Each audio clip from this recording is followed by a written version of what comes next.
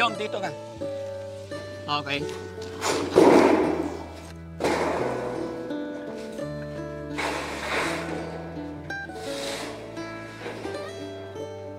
Oh, hawak. Baka lumipad. Nanonood si Jerome, ah. Jerome, kumusta nga? Happy? Kita mo, maganda na, no? Good. Hindi ko akalain na magkano kami kanyan. Maraming salamat talaga sa Panginoon, Daddy Frankie. Lalo kayo po, lahat ng team Daddy Frankie.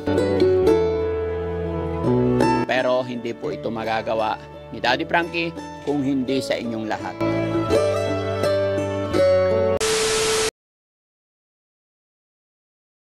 Forman! Saan to ilapag? Dito na? O, sige. Jong, dito ka. Okay.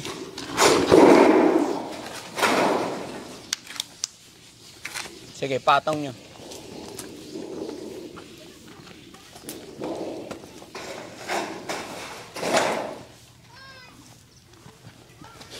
Ayun mga kababayan, no? Nagkulang kasi yung unang order ni Foreman na yero, kaya kumuha pa kami ulit ng 6 yung in-order namin ulit. Ito yung yero para dun sa sa tindahan ni Jerome. Yung unang in-order kasi para dito sa kabuuan ng bahay. Ayan, konting panahon na lang, konting tiis na lang, makukumpleto na natin. Ganon naman po talaga mga kababayan pagdating sa pagpapagawa ng bahay. Hanggat hindi natatapos, hindi talaga makukumpleto yung hindi mo malalaman kung tapos na talaga ang gastusin. Pero unti-unti nakikita natin na palapit na. So pakita ko sa inyo mga kababayan yung kabuuan kung gaano nga ba kalaki to. Kumusta kayo dito? Okay lang. Ayan. Good morning, good morning. Kumusta po kayo? Pwede pumasok? Ayan. Foreman, kumusta na? Ayos lang naman, boss. Ayan, mayroon ng ano tawag dito, trusses. Ayan mga kababayan, pansinin nyo, tignan ninyo itong loob ng bahay na pinapagawa natin. Bahay ni Jerome. Konkreto yan sa loob-loob, makikita nyo po. Tsaka sinabi ko kay Foreman, kailangan matibay talaga. Tsaka tinaasan na rin namin para pag bumaha, mapapansin nyo hanggang doon sa labas, hindi na aakyat, hindi na makakapasok sa loob. No? Matibay. Tsaka puro bakal yan mga kababayan. Ito. Nakadesign talaga sa tindahan. Ayan, tibayan mo yan, Foreman, ha? Para aalis tayo dito, walang kaba. No? Kumusta naman kayo dito? Nag-almusal na kayo? Tapos na, boss. Okay. Ilang araw na tayo dito. Mga kababayan, medyo na-stop lang ang pagpapagawa nung paglipas ng bagyo. Yung baha, na-stop kami dito. Pero eto mga 7 days lang to, may bubong na. No? May awa ang Diyos. Maganda, Foreman. Matibay ba yan? Ha? Wala na tayo. Walang masasabi dyan. Ha? Plastering. Hindi ko alam yun, So, yung palitada, boss. Plastering. Okay. Sige, basta gusto ko matibay. No? Ayan mga kababayan. Sulit yan. Bato talaga. Hindi na ako naglagay ng plywood sa dingding mga kababayan. Kasi pag plywood, baka pag nauntog kunti, butas. Pero pag pader, ay panghabang buhay na po yan. Tapos ito naman yung pinakabahay nila mga kababayan. Dito sa loob. Yan. Dito maglalagay din ng banggirahan. Bahala na si Foreman. Basta kung sinabi ko kay Foreman, bahala siya at kung ano yung design gusto ni Tatay Jun para kay Jerome, no? Foreman, kailan mabububungan to lahat? Itong kalahati, boss. Mamaya, kung pwede. Mabububungan nyo na to mamaya? Ito, boss. Okay, good.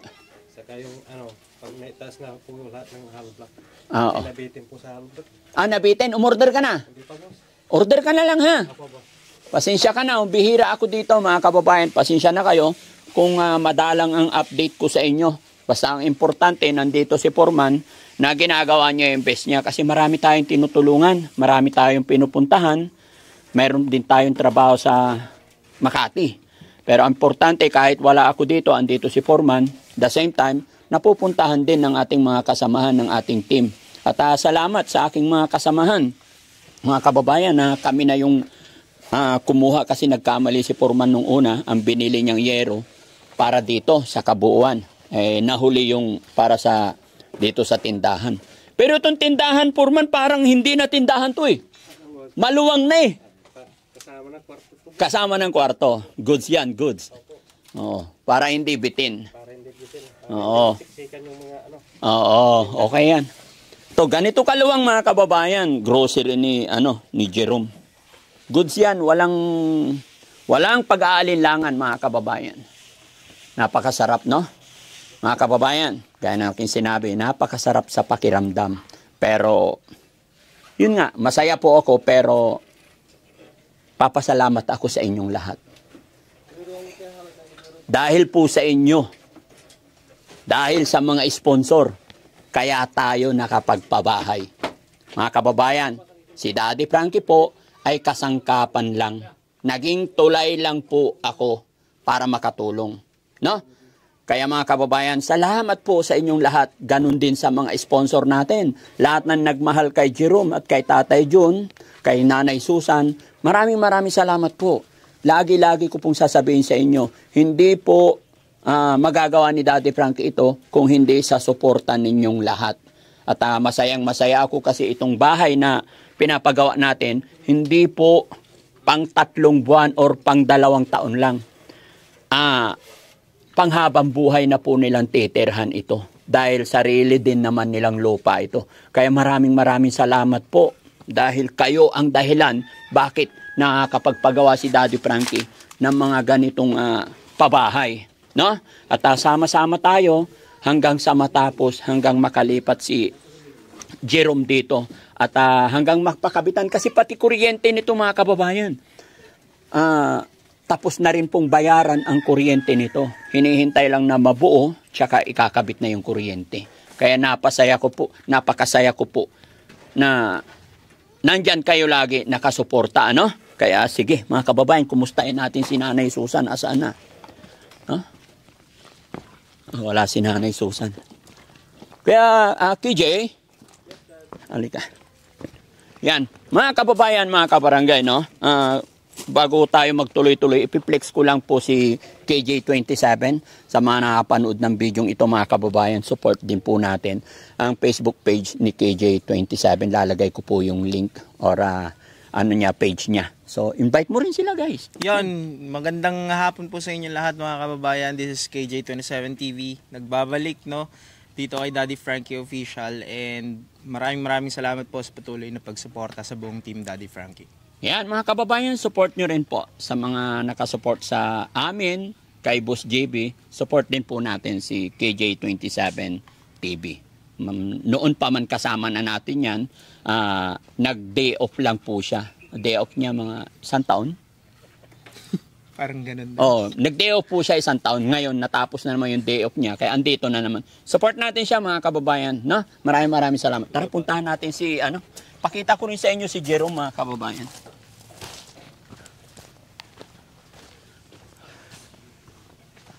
Mga kababayan, ito po yung architect natin. Forman! Op! Yung taas, may harang po. May harang. Oh. Pusa. Paki ha? Op! Paki Engineer! Sino nag-drawing yan, ikaw? Nung kabataan ko, ako nag-drawing yan. Animal!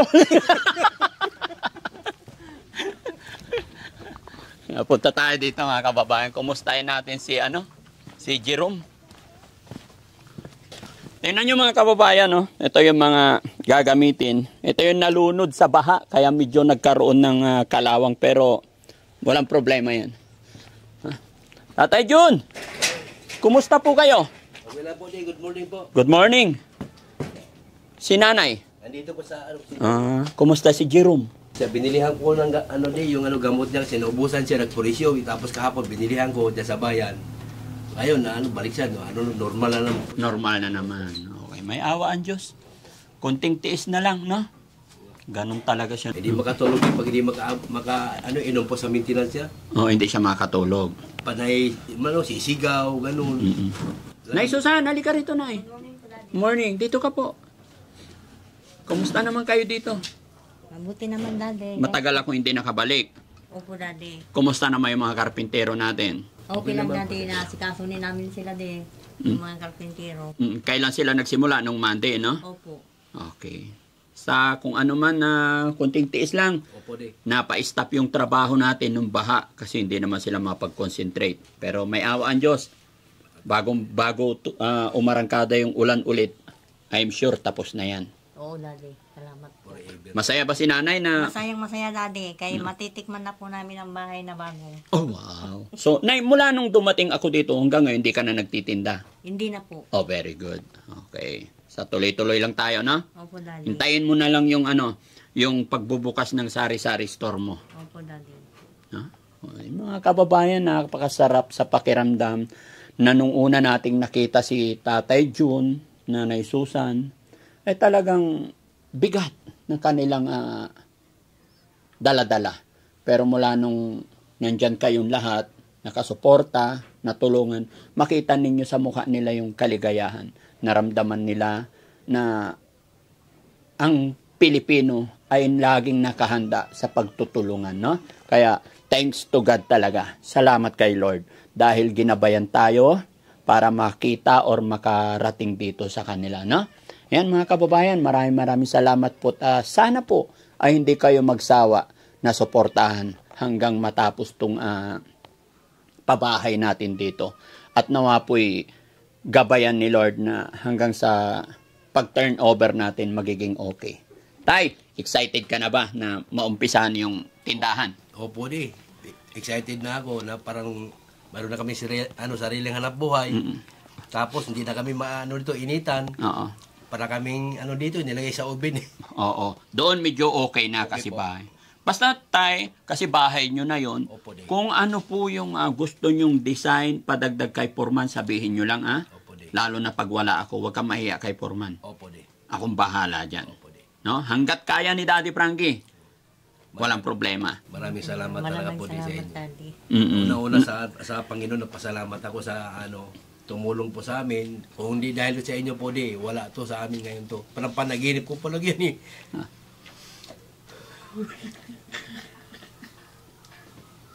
Hindi ko akalain na magkano kami ganyan. Pero sa anak ko, Jerome, awang-awa ako dyan. 17 years po yan, parang nilagay kami sa oven, araw-gabi. Pasalamat po ko sa inyo di. Sa lahat na pong tumulong, lalo na sa Panginoong Diyos Ama, kayo po ang binigyan ng gabay na makita mo kami. Maraming salamat talaga sa Panginoon, Daddy Frankie. Lalo kayo po, lahat ng team Daddy Frankie, nagpasalamat po ako. Hindi ko akalain na ganyan parang panaginip lang po lagi ang nasa isip ko. Sabi ko, totoo na pala to. Jerome, may bahay ka na. Hindi na tayo maghihirap doon sa init. 17 years tayo na parang nilagay sa oven araw-gabi. Tinitiis ko yun dahil sa anak ko.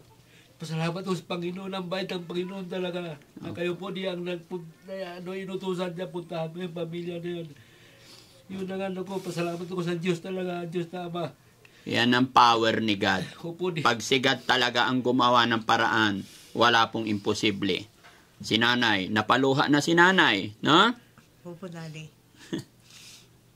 Sa inyo po lahat, pasalamat ako, lalo kay Boss JB, lahat po kayo. Oo. Si Madam Rosel, lahat po kayo. Basta lang, lagi lang tayo magpapasalamat sa lahat ng bagay. Lagi lang tayo magpakumbaba. Diba? Huwag tayong makalimot. Yun lang. Always down to earth lang tayo. No? At syempre, si nanay, habang ginagawa yung tindahan, pag-aralan mo nanay yung diskarte sa sari-sari store mo. Kasi pagbuksan natin yan, gusto ko may bigas din na paninda. Kasi kahit papano nay, kung ano yung kailangan ng mga bahay-bahay, yun na ibibenta natin. Yung Opo, hindi Daddy. nasisira agad. Opo, Daddy. Yung mga chichirya, unti-unti lang yan. Opo. Kasi na-expired yan. Opo. Diba? Ang importante, mantika, asukal, sibuyas, bawang, suka, paminta, no? Opo, Daddy. Bigas, Alam kong alam nyo yan. Opo, Daddy. Pero gaya na aking sinabi, wag po kayo mag-alala. Hindi ako aalis dito hanggat hindi natatapos yung bahay. Hanggat pinagkakalooban ako ni God ng kalakasan ng katawan, hindi po ako bibitaw hanggat hindi matatapos yan, no? Opo, Daddy. Okay. So, ayan mga kababayan. Sana naging masaya rin po kayo sa mga nangyayari. Bagamat hindi ganoon kabilis gawa ng pagbaha dito sa lugar nila. Pero sabi nga po ni Foreman, 7 days from now, mabububungan na yan hanggang palitada na yan. Kailangan bilisan din nila yan mga kababayan kasi pakyawan yan. Kaya walang kaba si Daddy Frankie kahit na hindi ko bantayan yan. Yun na lang, isusunod lang namin gaya na aking sinabi, sa mga pintuan, hahanap pa kami kasi yun ang hindi pa namin nabibili. Kailangan kasi medyo matibay-tibay talaga pintuan na ilalagay natin. No?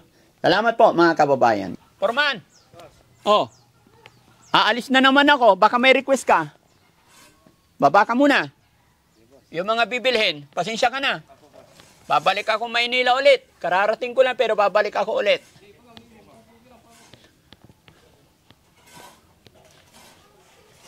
Kakabit nyo na yung bubong yata. Oo, para hindi kayo masyado naarawan.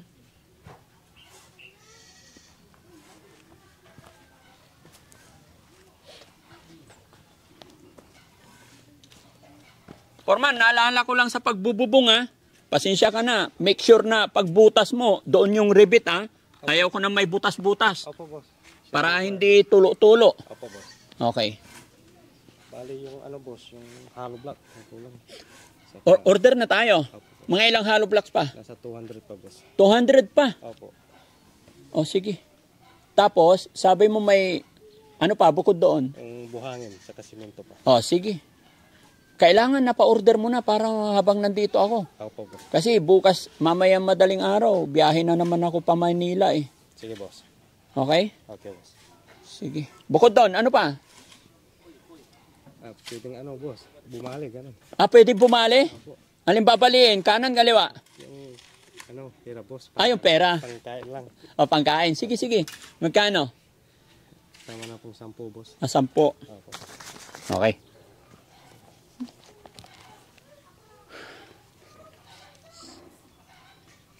Mga ilang araw pa to bago matapos?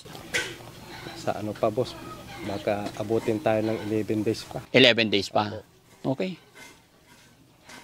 Tagalan doon sa baha no? Oo nga, boss. Ayan, at least maganda na mga kababayan, napakaganda. Tignan ninyo, no? Maganda yung design nito pag natapos, no? Opo, boss. Maganda. Nakaangat yung pinakamalaki, yung mababa, yung tindahan. Ayun, tindahan medyo mababa. Opo. Yung pinaka-main, nakaangat. Nakaangat siya. Okay, Medyo mataas siya. medyo mataas. Tapos may banggirahan din ba doon? Opo. Sa loob. May lababo po doon sa likod. Oh, may sink. Okay, good. Pinangabahay na talaga, no? Pero isa lang ang entrance. Isa lang, boss. Okay. Sige, sige. Makikita naman natin yan mga kababayan, no? Maganda. Maganda yung magiging outcome. Pwede naman silang maglagay ulit dito ng later on. Opo. Terrace kung gusto. Terrace kasi pinakabahay na nila talaga to. Okay. So maraming salamat mga kababayan, no? Ito mga kababayan, tignan nyo yung binili namin na bubong. Long span. Ito yung long span. Para matibay. Kahit ilang taon na yan, gaya ng aking sinabi, panghabang buhay na po yan. Sabihin man nating masira yan, pero syempre matagal yan bago masira. Hindi natin kinakabitan ng mga alanganing materialis. Kailangan talaga mga kababayan makapal. Bigat isang piraso lang mabigat na. Ganda. Naalala ko mga kababayan noon, papagawa ako ng bahay ko, natatandaan ko noon pa talaga, nung nangamuhan pa lang. Hindi ko kaya bumili ng ganito. Yung ordinary na yero lang. Pero ngayon, sarap sa pakiramdam kasi na-afford natin na mga ganito. Lalong-lalo na para sa ating mga kababayan. No? Kaya napakasarap sa pakiramdam. Sana tuloy-tuloy po ito mga kababayan.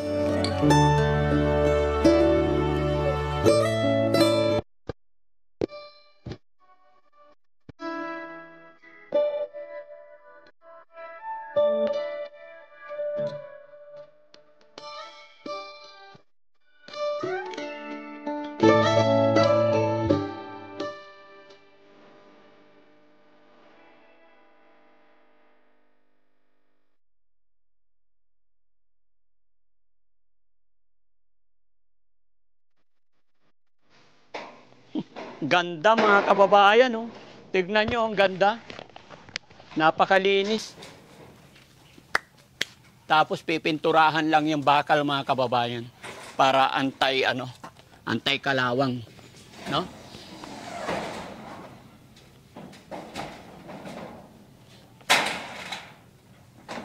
Ayos. Gandang tignan.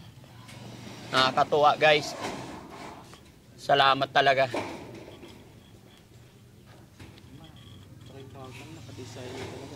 Oo.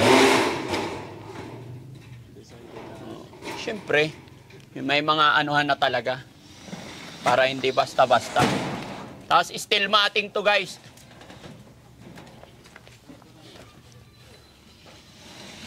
Ayan. Kabitan na steel matting. Hindi pwedeng sobra, no? Sakto lang. Okay. Oh, kasi mayuyupi, sayang. Oh, pag nayupi yan, cha-charge ko sa'yo yan, Purman. Oh, ang mahal-mahal ng yero. Tapos mali-mali ang kabit. Tama. Oh, pasensya ka na, ha? Kasi nagkapubya ako dun sa pinagawa kong bahay sa Cavite. Pusang gala, pag tingala ako sa bubong, tumatagos ang langit. Ang daming butas. May bahay na si Jerome. May bahay na si Jerome. Yay.